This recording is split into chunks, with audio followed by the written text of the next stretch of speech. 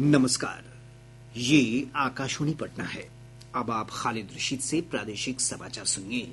पहले मुख्य समाचार। प्रधानमंत्री नरेंद्र मोदी कल सुबह 11 बजे आकाशवाणी पर मन की बात कार्यक्रम में देश विदेश के लोगों के साथ अपने विचार साझा करेंगे।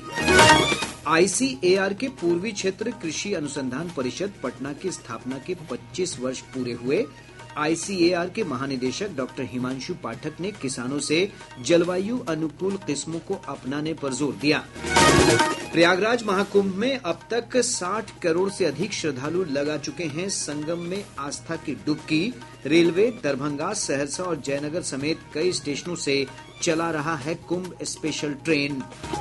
और प्रदेश के अधिकतर हिस्सों के न्यूनतम तापमान में 5 डिग्री सेल्सियस तक की वृद्धि। दिन में हो रहा है गर्मी का एहसास। अब समाचार विस्तार से। प्रधानमंत्री नरेंद्र मोदी कल सुबह 11 बजे आकाशवाणी पर मन की बात कार्यक्रम में देश विदेश के लोगों के साथ अपने विचार साझा करेंगे।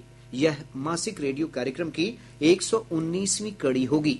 यह कार्यक्रम आकाशवाणी और दूरदर्शन के समूचे नेटवर्क, आकाशवाणी समाचार की वेबसाइट और news on AIR mobile app पर भी प्रसारित होगा।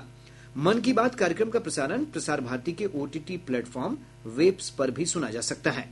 इसके अलावा मन की बात का प्रसारण आकाशवाणी वेबसाइट तथा news on AIR mobile app पर भी उपलब्ध होगा। मन की बात कार्यक्रम का आकाशवाणी, दूरदर्शन समाचार, प्रधानमंत्री कार्यालय और सूचना तथा प्रसारण मंत्रालय के यूट्यूब चैनलों पर भी सीधा प्रसारण होगा। इसके तुरंत बाद मैथिली भाषा में इसका प्रसारण आकाशवाणी के दरभंगा केंद्र से किया जाएगा। इसी प्रसारण को दोबारा रात्रि 8 बजे से भी सुना जा सकता है। प्रधानमंत्री नरेंद्र मोदी 24 फरवरी को भागलपुर में प्रधानमंत्री किसान सम्मान निधि की 19वीं किस्त जारी करेंगे। इस योजना के अंतर्गत किसानों को 3 समान किस्तों में वार्षिक 6,000 रुपए दिए जाते हैं। केंद्रीय कृषि और किसान कल्याण मंत्री शिवराज सिंह चौहान ने बताया है कि देश भर के 2 करोड़ 50 लाख किसान इस कार्यक्रम में व्यक्तिगत और ऑनलाइन माध्यम से शामिल होंगे। इधर भागलपुर में सभा स्थल पर तैयारियों को अंतिम रूप दिया जा रहा है। एनडीए के कई बड़े नेता तैयारियों का लगातार निरीक्षण कर रहे हैं। भाजपा के प्रदेश अध्यक्ष डॉक्टर दिलीप जायसवाल, राष्ट्रीय प्रवक्ता और भागलपुर के पूर्व सांसद सैयद शाहनवाज हुसैन, प्रदेश महामंत्री मिथिलेश तिवारी समेत पार्टी के कई बड़े नेता जनसंपर्क कर लोगों को कार्यक्रम में शामिल होने का न्योता दे रहे हैं। केंद्रीय कृषि मंत्री शिवराज सिंह चौहान कल दरभंगा आ रहे हैं। कृषि मंत्री मखाना अनुसंधान केंद्र में कृषकों, अधिकारियों तथा वैज्ञानिकों के साथ बैठक करेंगे। भारतीय कृषि अनुसंधान परिषद के महानिदेशक डॉक्टर हिमांशु पाठक ने कहा है कि जलवायु परिवर्तन से निपटने के लिए कृषि वैज्ञानिकों ने लगभग 80 फसलों के 2000 से अधिक जलवायु अनुकूल किस्मों को विकसित किया है। इसे किसानों तक पहुंचाने की जरूरत है। डॉक्टर पाठक आज भारतीय कृषि अनुसंधान परिषद के पूर्वी क्षेत्र कृषि अनुसंधान परिसर पटना के 25वें स्थापना दिवस समारोह को वीडियो कॉन्फ्रेंस के माध्यम से संबोधित कर रहे थे। उन्होंने कहा कि कृषि विज्ञान केंद्रों, अटारी और अन्य संस्थानों के माध्यम से इसका प्रचार प्रसार जरूरी है। डॉक्टर पाठक ने कहा कि किसानों को बायो फोर्टिफाइड फसलों की खेती की भी जानकारी दिए जाने की जरूरत है। हमने बायो फोर्टिफाइड वेराइटीज का भी डेवलप कर रहे हैं और रिलीज भी कर चुके हैं और आज के दिन हमारे पास 175 बायो फोर्टिफाइड वेराइटी। तो मैं तो चाहूंगा कि इसका भी प्रचार प्रसार आप लोग करें और किसानों को जल्द से जल्द इस वेराइटीज के बारे में जानकारी दें। महानिदेशक ने कहा कि प्रगति और प्रकृति दोनों को साथ लेकर चलने की जरूरत है ताकि प्रकृति को नुकसान नहीं हो। इसके लिए प्राकृतिक खेती सबसे अच्छा तरीका है। भारतीय कृषि वैज्ञानिक चयन बोर्ड के प्रमुख डॉक्टर संजय कुमार ने इस अवसर पर कहा कि किसानों तक तकनीकी जानकारियों का प्रसार प्राथमिकता के साथ करने की जरूरत है। 25 साल के दौरान जिस तरीके से इस संस्थान ने काम किया और सबसे बड़ी बात है कि किसानों ने जिस तरीके से इस संस्थान के साथ जुड़ के काम किया, वो किसानों का भी योगदान बहुत बड़ा है संस्थान के साथ। तो ये मैं समझता हूँ कि एक बड़ी विन विन सिचुएशन थी जिसमें किसान और विज्ञान दोनों ने साथ साथ मिलके हिंदुस्तान को, ईस्टर्न रीजन को एक नई ऊंचाई पर लेकर गए हैं और आने वाले समय में इसी तरीके से लेके जाते रहेंगे। ये हम सबकी शुभकामनाएं भी हैं। भारतीय कृषि अनुसंधान के पूर्वी क्षेत्र कृषि अनुसंधान परिसर ICAR RCER पटना के निदेशक डॉक्टर अनूप दास ने कहा कि संस्थान ने जलवायु परिवर्तन से निपटने और समेकित खेती के लिए कई मॉडल विकसित किए हैं। काफी सारा टेक्नोलॉजी उन्नत तकनीक है, लेकिन सब एक साथ मिलकर, चाहे यूनिवर्सिटी हो, चाहे हमारा ICAR संस्थान हो, राज्य सरकार का संस्थान हो, जैसे हमने बताया कि climate resilient agriculture program government of Bihar का साथ मिलके हम लोग कम से कम 2 डिस्ट्रिक्ट में जो है 10 गांव में 3000 किसान का साथ जो है काम कर रहे, और ऐसा ही हम लोग और भी दूसरा कृषि विज्ञान केंद्र का साथ मिलके कार्य कर रहे। संस्थान के रजत जयंती समारोह के अंतिम दिन ICAR RCER पटना के 25 वर्षों की उपलब्धियों पर एक पुस्तक का भी लोकार्पण किया गया। इसके अलावा इस अवसर पर कई प्रगतिशील किसानों और कृषि वैज्ञानिकों को सम्मानित किया गया। पटना मेडिकल कॉलेज अस्पताल का शताब्दी समारोह 24 और 25 फरवरी को आयोजित होगा। राष्ट्रपति द्रौपदी मुर्मू 25 फरवरी के समारोह में शामिल होंगी। इससे पहले कल JP गंगा पथ पर प्रतीकात्मक शताब्दी दौड़ का आयोजन किया जाएगा। शताब्दी दौड़ में बड़ी संख्या में PMCH के पूर्ववर्ती छात्र भाग लेंगे।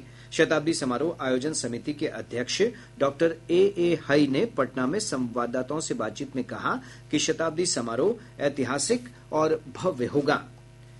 दरभंगा मेडिकल कॉलेज अस्पताल के स्थापना के 100 वर्ष पूरा होने के अवसर पर आज शतवार्षिकी समारोह में मेडिकल के अंडर ग्रेजुएट और पोस्ट ग्रेजुएट 43 छात्र छात्राओं को विभिन्न विषयों में उत्कृष्ट प्रदर्शन के लिए गोल्ड मेडल प्रदान किया गया।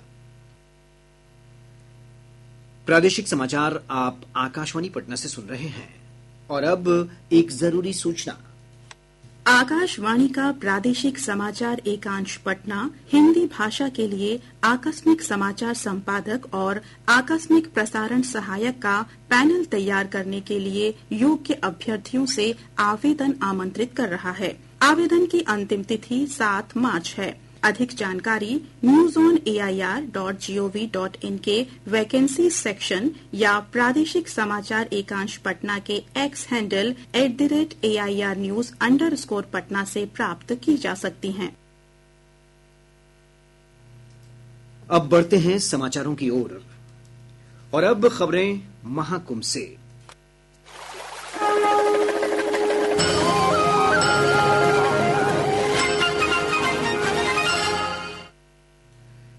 प्रयागराज महाकुंभ 2025 का आज 41वां दिन है और श्रद्धालुओं का उत्साह बढ़ता ही जा रहा है। अब तक 60 करोड़ से ज्यादा श्रद्धालु संगम में आस्था की डुबकी लगा चुके हैं और यह आंकड़ा लगातार बढ़ रहा है। केंद्र सरकार उत्तर प्रदेश सरकार के साथ समन्वय बनाकर श्रद्धालुओं की सुरक्षा और व्यवस्था में पूरी तरह मुस्तैद है। वहीं बिहार समेत सीमावर्ती राज्यों में भी श्रद्धालुओं की सुविधा के लिए विशेष इंतजाम किए गए हैं। रेलवे प्रशासन कई महाकुंभ विशेष ट्रेनों का परिचालन कर रहा है। रेलवे ने बढ़ती भीड़ के प्रबंधन के लिए विभिन्न स्टेशनों पर श्रद्धालुओं के लिए सुविधा युक्त होल्डिंग एरिया बनाए हैं।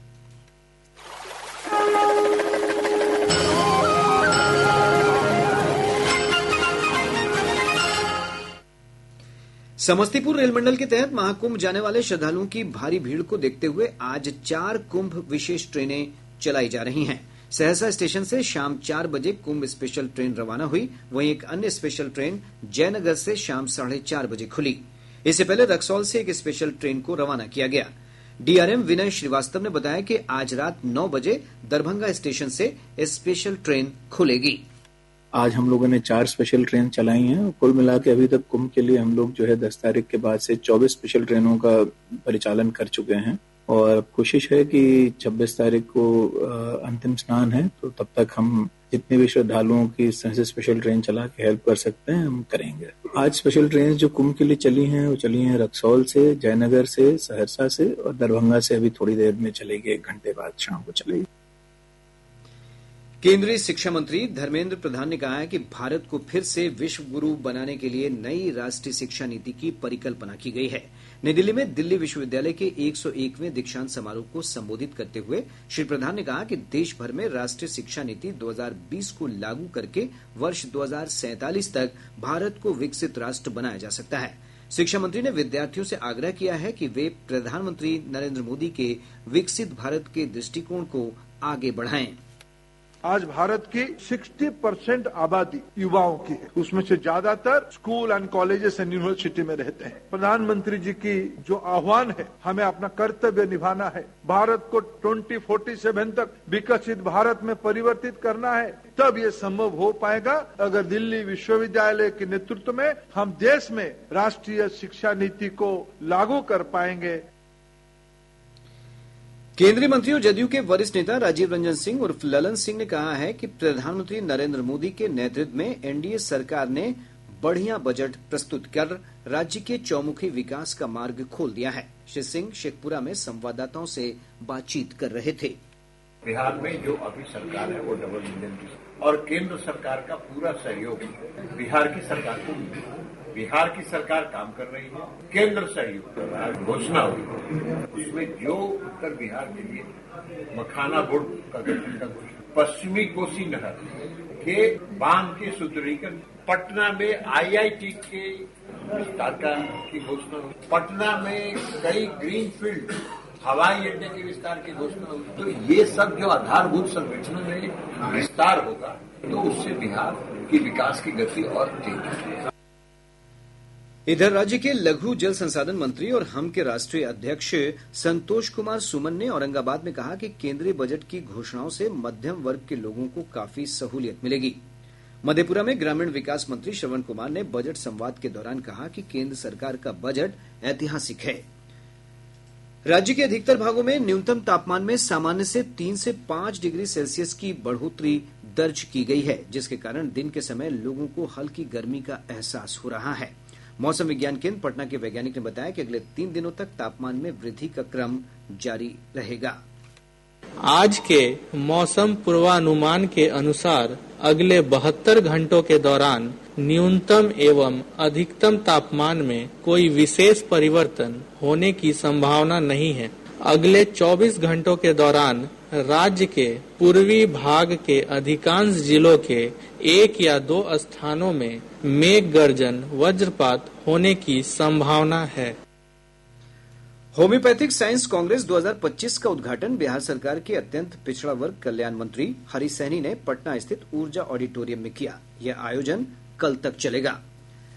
राष्ट्रीय स्वयंसेवक संघ की प्रमुख इकाई राष्ट्रीय सुरक्षा जागरण मंच की ओर से आज दरभंगा में विकसित भारत दिव्य भारत विषय पर संगोष्ठी का आयोजन किया गया।